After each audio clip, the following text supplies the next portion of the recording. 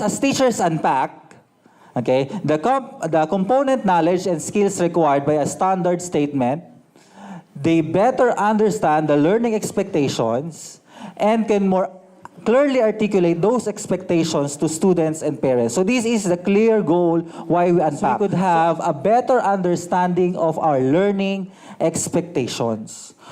If this is your big or broad expectation, how would you translate that into your daily dealings with your student? And that would now be the expectations that you would give to your students that is aligned in the meeting or to the meeting of your competencies as well as the standards or the performance standards. Okay po? So as if we are making it more understandable for us to make it easier to deliver, and for our student to make it easier to learn. Okay. How to unpack standards and competencies? So look at this. So I have highlighted here three kinds of standards, two kinds of standards, and the learning competency. So we all know that is the column. Let's say, for example, this is for grade 8, matter. Okay po. So this is your statement for content standard, statement for the performance standard, and your learning competency. So to subtask this, of course, we need to fully or to carefully read these standards and competency and analyze this. Okay po. After analyzing, ano ang sinasuggest next step? Ayan.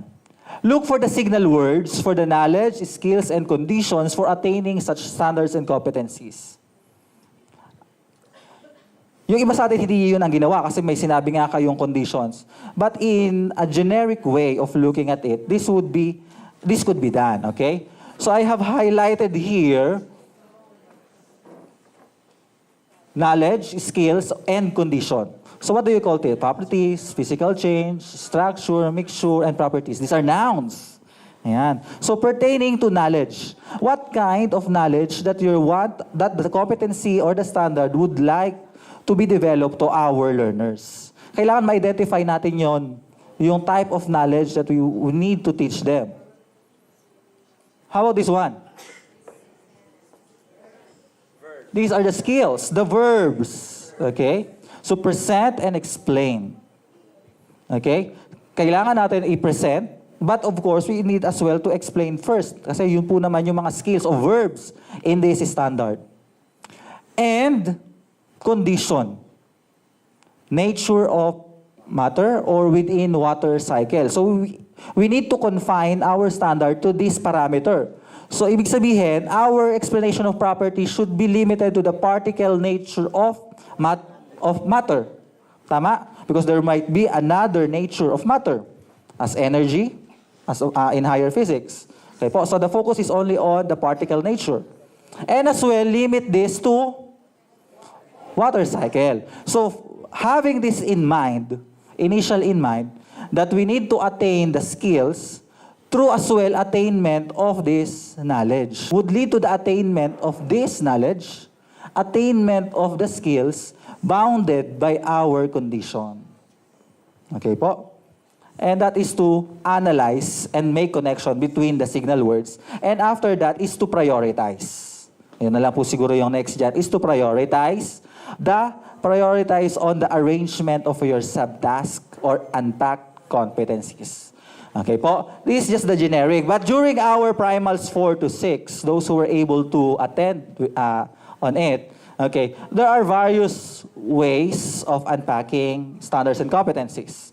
Okay? If there might be ambiguous or reconciling or to reconcile conflicting terms in the standards or competencies. If we would like to make explicit connections between standards and competencies.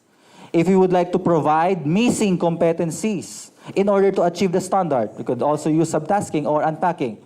We can also use unpacking to identify budget of work or budget of time suggested in the learning competency code. Na na-mention naman po natin kanina that we are really considering the time. And finally, to break down in explicit terms the coverage or process involved in the standard or competencies. Okay? So you could be guided of those two ways of unpacking. Okay, example of this is for grade 1 math. As example. So meron sila ditong figures, objects, shapes. If you are the teachers meeting these things, figures, objects, and shapes, can't you be confused? Merong hindi. If they really know the concept. Merong iba, ano pagkakaiba ng figure sa shape at sa object? Okay? When I point something, will that lead to a shape, object, or figure? Something like that. Okay po? So that would be an example of some ambiguous or reconciling terms. Ano example niyan din sa science? Siguro pag nakakita tayo ng competency asking for properties, characteristics, nature. Ayan. So they might be sound the same, but actually they are different. Okay po? How about this? These are competencies in here, but there is no equivalent performance standard. Ayan, may mga ganyang cases sa ating CG. So we can make explicit connection between the standard and the competencies. What else? How about this one? Ayan. Ano po ito? Describe, describe, explain, describe, describe, enumerate. But what kind of performance task should we meet? Suggest ways and demonstrate. By just describe, explain, can we suggest and can we demonstrate? Not necessarily. Tama po? So in here, we can provide missing competencies to align or to align our learning competencies to the required performance standard. Okay po? So kailangan po-progress din yung ating skills. Okay? So kailangan kung describe siya, ang kailangan pala is to suggest ways. So kailangan maglilid doon yung ating unpack competence, maglilid pa rin sa attainment of the standard or which is the performance standard. Okay. How about this one? Ayan, pinakita niya na yung time element. Ilang araw po o ilang linggo siya kailangan gawin? Lahat. Lahat po ba? This for, ito, A to J, A to J, A to J, A to J, lahat A to J. So, anong gagawin natin? Lahat yan A to J. Ayan. So, therefore, we need to follow to identify the budget of time. Kasi lahat siya A to J. Kung gusto ko yung nasa dulo, unahin. Ayan. As long as you could have a budget of time, okay, for each of those competencies. Ayan. How about this? Infer that living things produce. How will student at this level do this? Infer.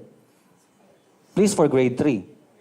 Okay? Then how many of these at level, let's say, identify observable characteristics? 5? 5 characteristics lang ba? Para makita natin na merong characteristic that is passed from one generation to another? Is that enough? Paano kung ang bata nakabigay ng 10? Ayan. So wala siyang specific condition on how many. Tama? Ayan. So therefore, we need to break it down in explicit term para mas maging klaro or clear sa atin yung coverage and the process involved in that standard or competencies. Okay po. And I know you have applied that into your activity. Okay, hindi lang po natin siya na-dissect into this number or suggestions. Okay. Another thing to consider is the spiraling of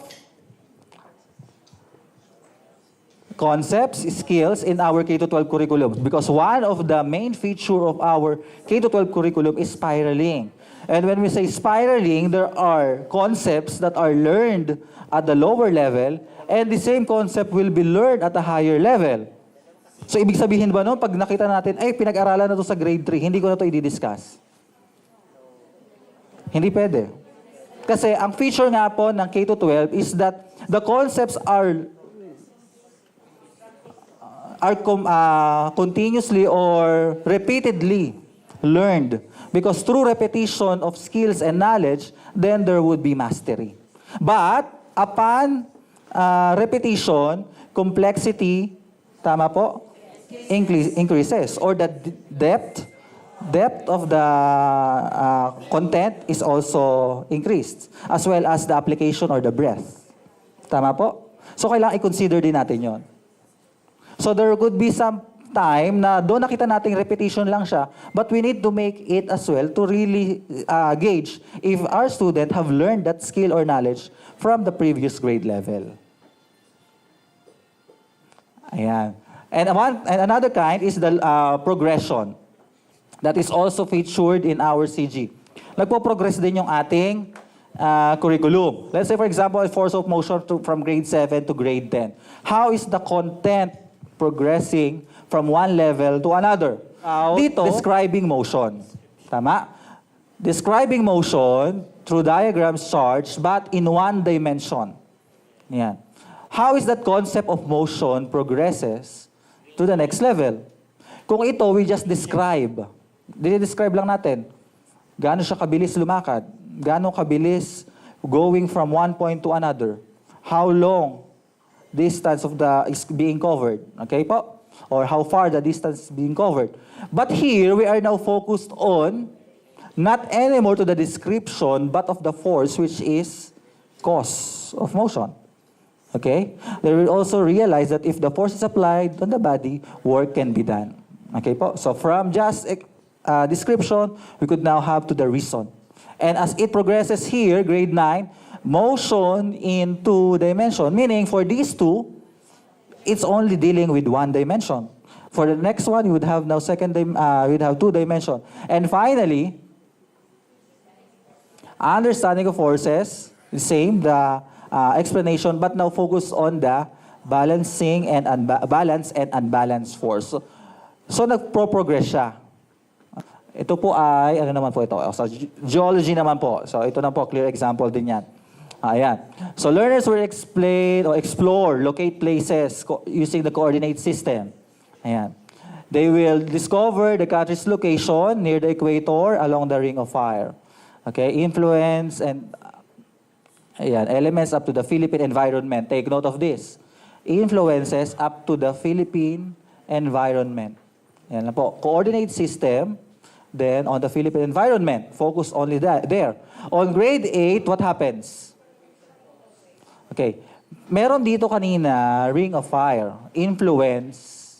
Okay, that influences the elements of Philippine environment. Ngayon, titingnan niya ngayon kung anong kinalaman ng ring of fire now. Bakit nagkakaroon tayo ng earthquakes? Okay? Why we are prone to earthquakes? Ayan. So kanina, coordinate system lang at yung location niya. Ngayon, may kinalaman ba yung location natin sa pagkakaroon ng earthquake? Third, ayan. Yeah, we have now the ring of fire. Anong kinalaman ng ring of fire naman sa pagkakaroon ng volcanic eruptions and activities?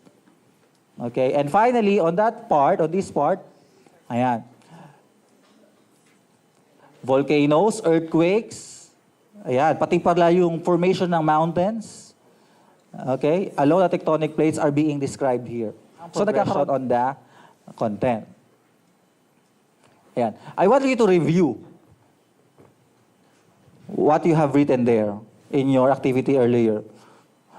Okay? Ano po ang pinakamarami niyong ginamit for you to unpack? 1, 2, 3, 4, or 5? Iba-iba po tayo ng sagot. Depende po of course, sa learning competencies. But most, sabi po natin kanina, we are really budgeted or we're really doing it through the budget of time. 4 and 5. Yan, sabi po nila, 4 and 5. Let's revisit your unpack competencies. Ito po yun, di ba? We can have there, okay, to further analyze it, based sa DO31 series of 2012. Familiar with this? Policy Guidelines of the K-12 Basic Education Program. Ayan po. It suggests, okay, that our standards as benchmark should have these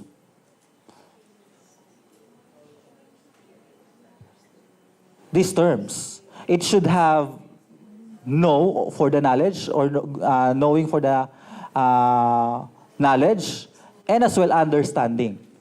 Ayan. So the focus of content standards is for us to get what kind of knowledge and what kind of understanding that we will be teaching.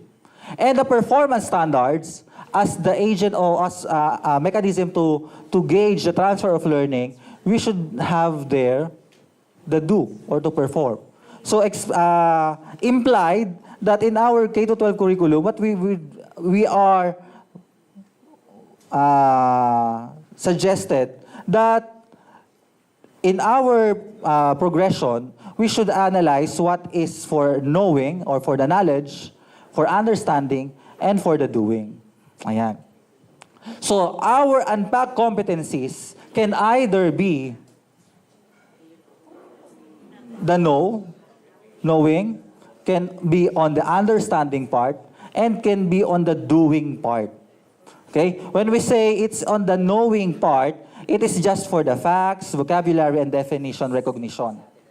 But when we say it now follows the understand domain, then it would have now the principles and generalization, big ideas of the discipline. Ayan. If we can relate one concept to another, then that would now be understanding.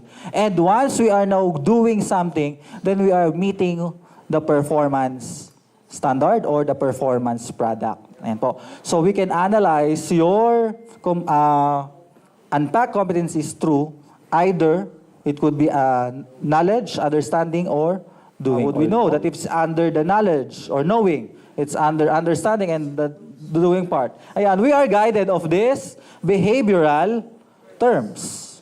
Ayan. So we know that if our objective, unpack objective or competency has this, ayan, has this behavioral term, list, name, enumerate, identify, define, copy, report, describe, point, then they are falling under knowing. Okay? But once you have used analyze, explain, discuss, model, generalize, reflect, then there's an understanding. And finally, you know that you are on this part doing or meeting the performance standard if you are expressing your unpacked competencies in these behavioral terms. Demonstrate, to improve, to design, to create, to innovate, okay? To promote, to prepare, and to campaign. Yan yung mga common terms na makikita natin sa Science Curriculum Guide. Ayan. So in terms of Bloom's Taxonomy, ito po yung revised Bloom Taxonomy. So the knowledge would be on the remembering part. Understanding would be on the understanding, applying and evaluating. And the doing would be on the creating. Okay, so this is for the revised Bloom's Taxonomy. What KUD progression is determined for this unit? Explain. What is this explain? So this understand. So if you are given of a learning competency that's already in an understand component, and you need to subtask it, do you need to still have a remembering subtask or unpack competency? Yes or no? Yes. Kasi how would you check if they really know? Though this, kasi before they can able to explain this, they should know kanina yung mga signal word, yung mga noun, alam kaya nila tong organs, okay? Alam kaya nila itong system. Tama? You need to able to gauge it first before they can able to explain. Then further your unpacking to meet your performance standards. Ayan. So identify, okay, there's the identify first. Before you try to explain, you need to identify first. Kasi yun yung noun, sa na-term natin doon, yung organ and yung system. Then now try to explain or analyze, then propose way to keep our different organ healthy, which is part of your performance standards. Okay po? So we can still, even our competency is on the doing part or understanding domain, we need to have as well to check or to gauge if they really have knowledge, prior knowledge to this. So therefore, we need to have still knowing unpack competency. Ayan. So for this one, example. Explain how respiratory and circulatory system work together to transport nutrients, gases, and other molecules to and from the different parts of the body, and infer how one's lifestyle can affect the functioning of respiratory and circulatory system. That is in science grade 9. This is explain and infer. These are higher behavioral terms. Tama po? So how can we unpack this? Through this, as an example. Okay po? So nandito na si knowledge or knowing that you need to identify first the heart and the circulatory system. Identify the major parts and organs. Okay po? And labeling of the diagram. Okay? On the understanding now, then you can make to explain the organs. Okay? Explain how the organ system work together. Explain the path of blood. Explain the effect of exercise. Pumasok na dito yung exercise kasi nga, ang hinahanap natin ay healthy lifestyle. So, kailangan ma-connect natin siya. Yan. Then, recognize some diseases. Okay? And then, therefore, discuss ways to proper taking good care of our circulatory and respiratory. Ito ay circulatory pa lang. Okay? There could be another one for respiratory for, let's say, another week. Ilang week po ba to? A and B. Ayan. So perhaps the first week circulatory, second week is for the respiratory, and so on. Okay po? Ayan. So I want you, task number 4, to analyze now your output earlier. Just try to put there, just need to put your unpack if it's under the K, the U, or the D. Very easy. Now, nakita niyo po ba dyan kung naglagay na po ba kayo ng understanding sa first part? So you have already practiced the prioritization. Na-prioritize nyo na po kung ano po ang dapat na iuna. Of course, we need to have first the knowledge or the knowing, understanding, and doing. Ayan. So, we are all correct with that. Ayan. How about learning targets? Sabi po dito, learning targets focus the aim of both half of the classroom learning team. Ayan. For us to meet a certain target, alam natin yung gagawin ni teacher. How about si student? Can we make them aware of what is their target or what would be their targets? Sino po dito ang nagpapakita ng objective kapag nagle-lesson? Okay? Kung ano po yung objective natin sa lesson plan, normally, yun din ang pinapakita natin sa bata. Tama po ba? Tama po ba? Tama po? Normally, yung mga objectives natin sa lesson plan, ayaw natin gumawa ng bago. Objective natin sa sarili natin na ma-meet, objective na rin ng bata na ipapakita natin sa kanila. Okay? But this could give us some adverse effect. Kasi parang mangyayari, ito yung plano natin, tayo ang required na ma-meet ito. Sa mga bata, hindi nila nakikita na ano yung mismong gagawin nila for them to meet the presented objective. And that is the focus of learning target, is to make the learner really aware of what they need to do or to know after the session. And how are we going to do that? Ayan. So this is just a statement of intended learning based on standards. And learning targets are in kid-friendly language. Ayan. Gagamitin na natin po dito yung mga kid-friendly language or children-friendly language, and are specific to the lesson for the day and directly connected to the assessment. So paano natin i-state ito? Kasi sabi nga dito, these are statements of intended learning. Para talagang ma-visualize ng bata kung ano yung kanyang gagawin. And one of this is through I can statements. So instead of presenting your objective sa lesson plan at ipapresent din sa bata, we could convert this into learning targets na madali nilang maiintindihan. Ayan.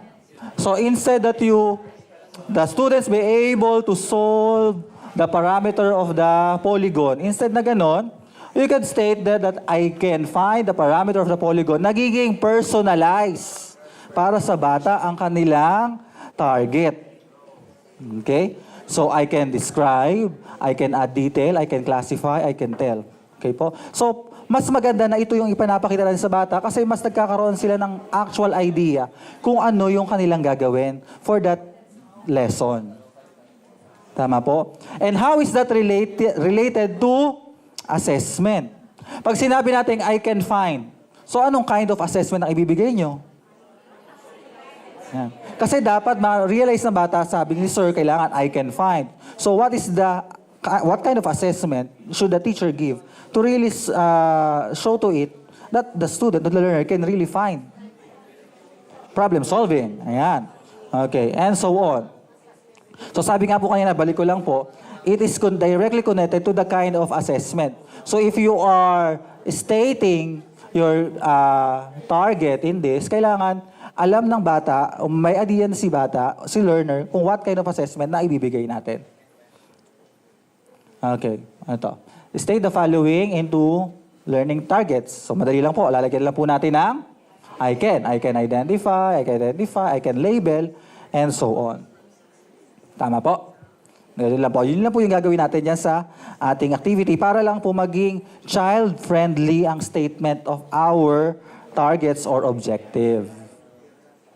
Ayan. So these are some suggested formative assessment to check na pwede natin gamitin on our learning targets. So you could have just simply observation, you could use just questioning, journals, assignment project, graphic organizers is very fond of for formative assessment, peer or self-assessment, multiple choice, and so on. So ibig sabihin, hindi lang palaging multiple choice ang ibibigay natin. Halimbawa, ang objective natin ay to trace the history of, let's say, atomic elements. Parang ganon. Timeline. Hindi tayo magbibigay ng multiple choice. Tama? Mas maganda na directly related yung formative assessment natin sa ating objective. Kasi may mga principal, we are receiving some feedback na may gusto si principal o si PSDS na dapat sa assessment kailangan 5-item test. Okay po? Not necessarily. Pwede nga po yung kaninang pinakita ko, pwede nga po yung iba dito. Let's say, think, pair, share. Yun lang. So the student will be able to think on themselves, pair with other, and then share the information. Okay? So it will just be some short essay or question, one word, parang ganon. One word assessment or 3-word assessment. Jot down what you have learned today. Mga ganon. Those are just simple formative assessment that we could use. But of course, we should align it to our target.